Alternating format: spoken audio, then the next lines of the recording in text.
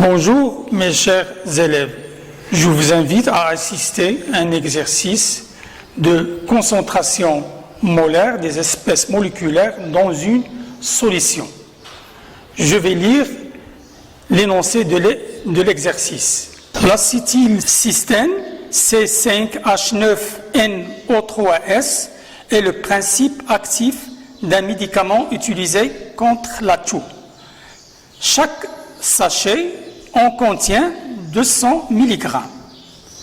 Une solution aqueuse de 50 ml est préparée en dissolvant un sachet entier dans l'eau. Première question. Précisez ce qui est ici le soluté et le solvant. Deuxième question. Calculez la concentration massique en acétylcystène dans la solution préparée. Troisième question. Calculez la quantité de matière en acétylcystène dans le sachet. Quatrième question. Calculez la concentration molaire en acétylcystène dans la solution. Cinquième question. Cette solution est diluée pour rendre plus agréable au goût. On rajoute 100 ml d'eau. 5.1. Calculer la concentration molaire en acétylcystène dans la solution diluée. 5.2. Calculer le facteur de dilution. Alors, je vais faire un petit rappel sur une solution. Une solution est obtenue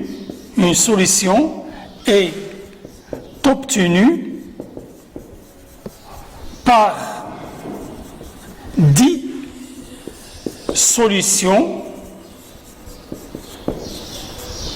d'un soluté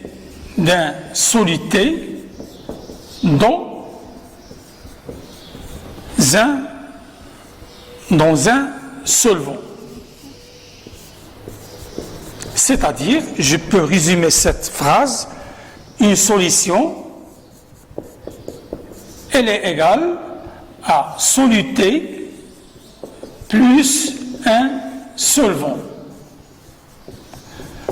Le soluté peut être un corps solide, liquide ou bien un gaz. Et dans le cas où le solvant est l'eau, donc si le solvant égale à eau, donc la solution obtenue,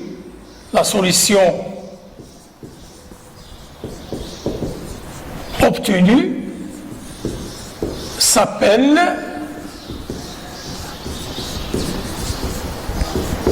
une solution aqueuse. Donc une solution aqueuse, donc le solvant c'est l'eau. Donc le solvant est une espèce chimique qui existe en majorité, en grande quantité, et le soluté existe en petite quantité. Donc je vais répondre à la première question, préciser ce qui est le soluté et le solvant. Donc, soluté, c'est l'acétylcétine, donc c'est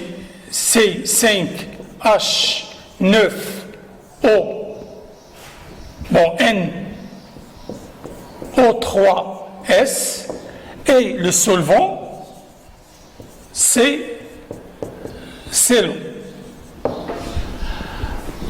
Alors, je passe à la deuxième question. Calculer la concentration massique en acétylcystène dans la solution préparée. Alors, la définition de la concentration massique. Notez CM.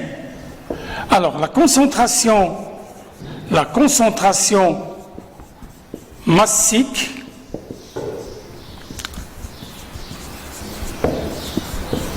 d'un soluté et la masse de ce soluté dissoute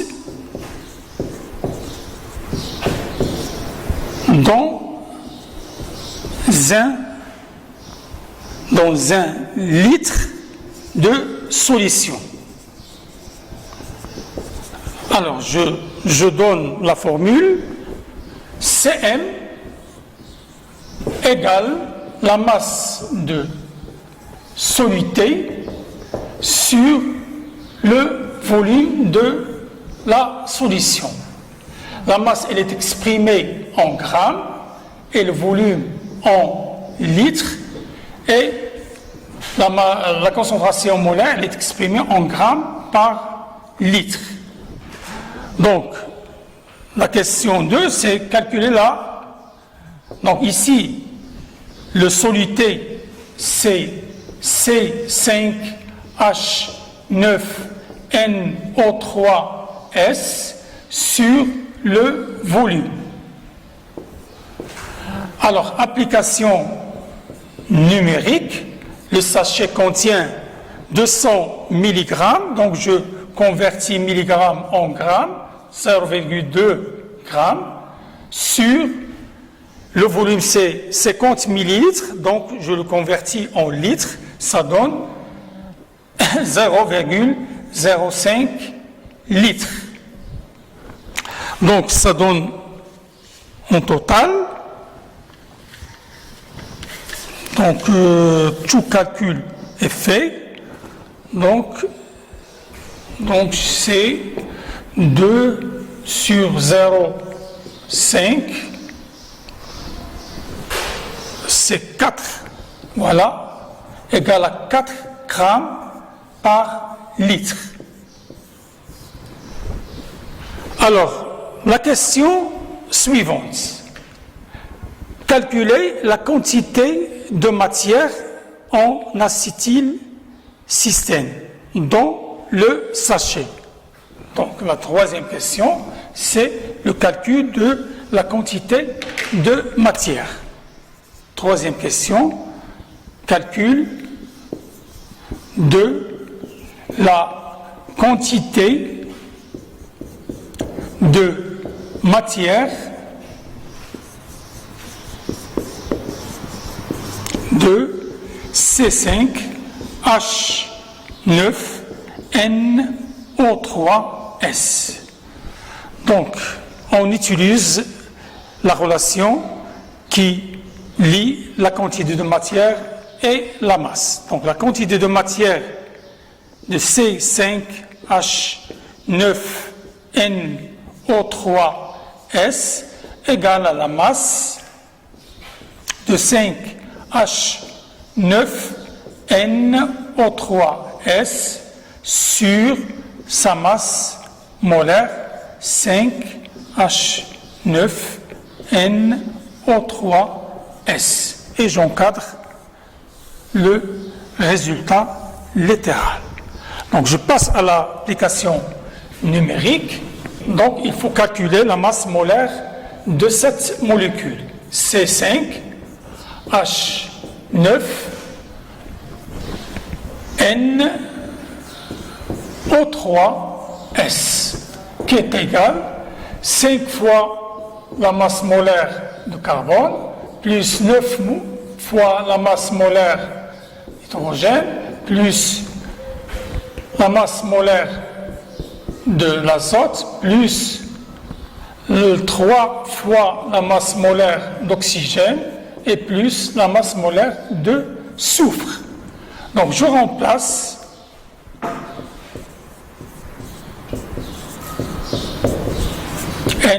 NO3S égale à 5 fois 12 plus 9 fois 1 plus la masse molaire de l'azote, c'est 14, plus 3 fois 16, plus 32. Donc, ça donne 163 grammes par mol.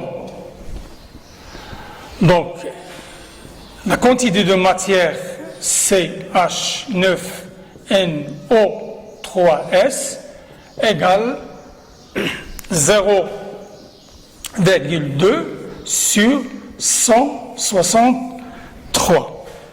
Donc, qui nous donne à peu près 1,23 10 puissance moins 3 mol. Donc, c'est la quantité de matière contenue dans un sachet de 200 mg. Je passe à la question numéro 4. Calculer la concentration molaire en acétylcystène dans la solution. Alors, avant de répondre à cette question, on va rappeler la définition de la concentration molaire. Donc, la concentration molaire d'un soluté est la quantité de matière de ce soluté dont dissoute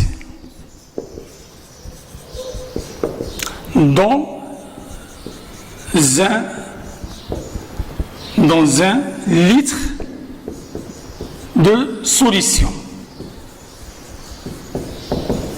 C'est-à-dire, C égale le nombre de moles ou bien la quantité de matière de soluté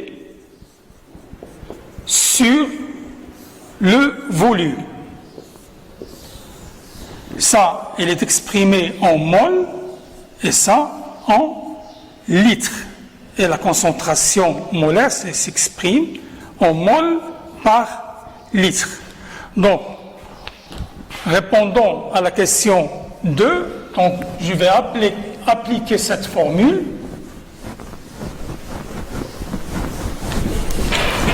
Alors, la concentration molaire égale le nombre ou bien la quantité de matière de C5H9NO3S sur le volume de la solution. Donc, on a déjà calculé la quantité de matière contenue dans le sachet. Donc, application numérique, la concentration égale à 1,23 10 puissance moins 3 sur 0,05. Donc, ça nous donne 2,5 10 puissance moins 3 mol par litre. Alors, je passe à la question numéro 5. Cette solution est diluée pour rendre plus agréable au goût. On rajoute 100 ml d'eau. 5.1. Calculer la concentration molaire en acétylcystène dans la solution diluée. Donc, 5.1. Alors, je rappelle, c'est quoi le phénomène de la dilution? Diluer une solution,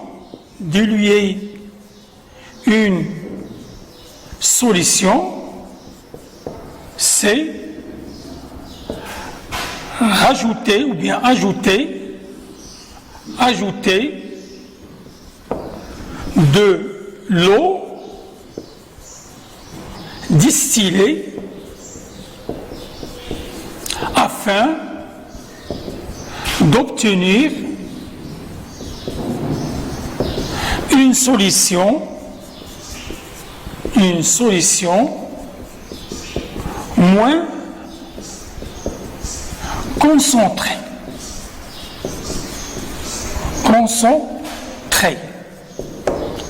Alors, moins concentrée. Donc, au départ, on a la solution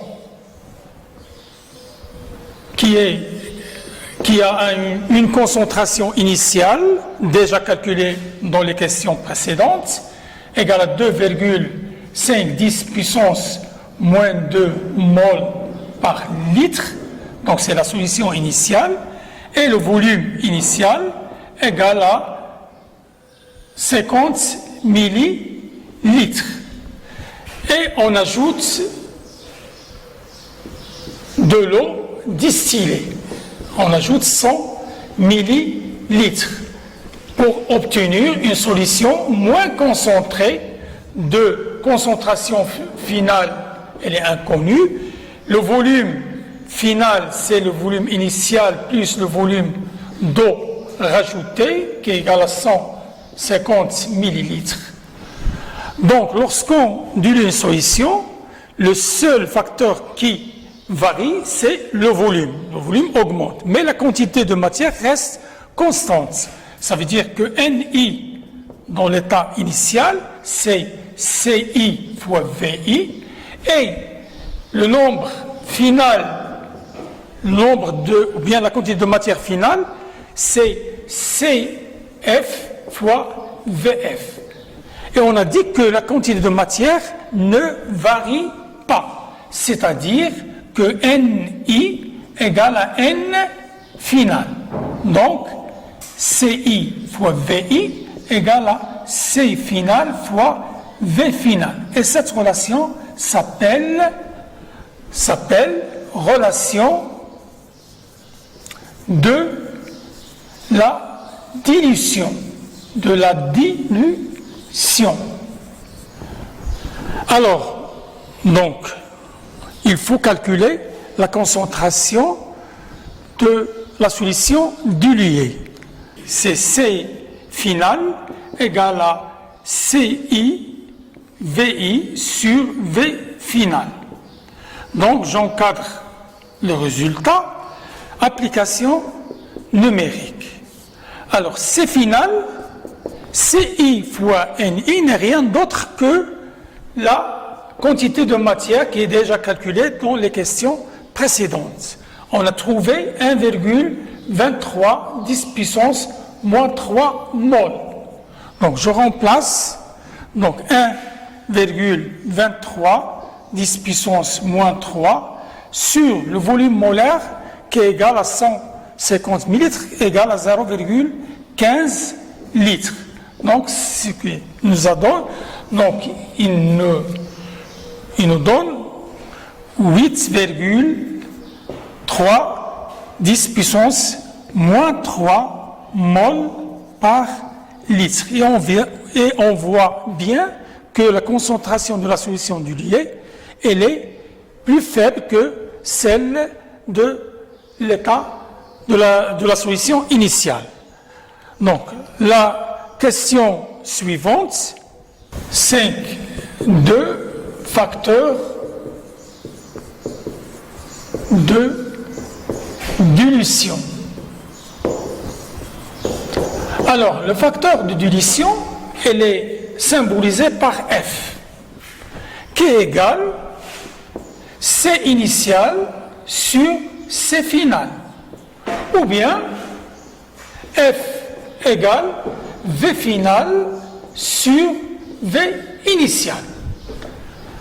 Donc, dans notre cas, application numérique, le facteur de dilution, C initial, elle est déjà calculée égale à 2, ou bien on va utiliser le volume, donc on a 150 sur 50 millilitres. Donc, ce qui nous a donné, donc elle est 100 unités. 100 unités. Donc, qui nous donne 3. Donc, le facteur de dilution, 3. Ça veut dire 3. Ça y est, donc, ça veut dire que la solution est diluée 3 fois. Ça veut dire on prend la concentration initiale et je divise par la concentration finale. Donc, j'espère que vous avez bien compris et à la prochaine fois.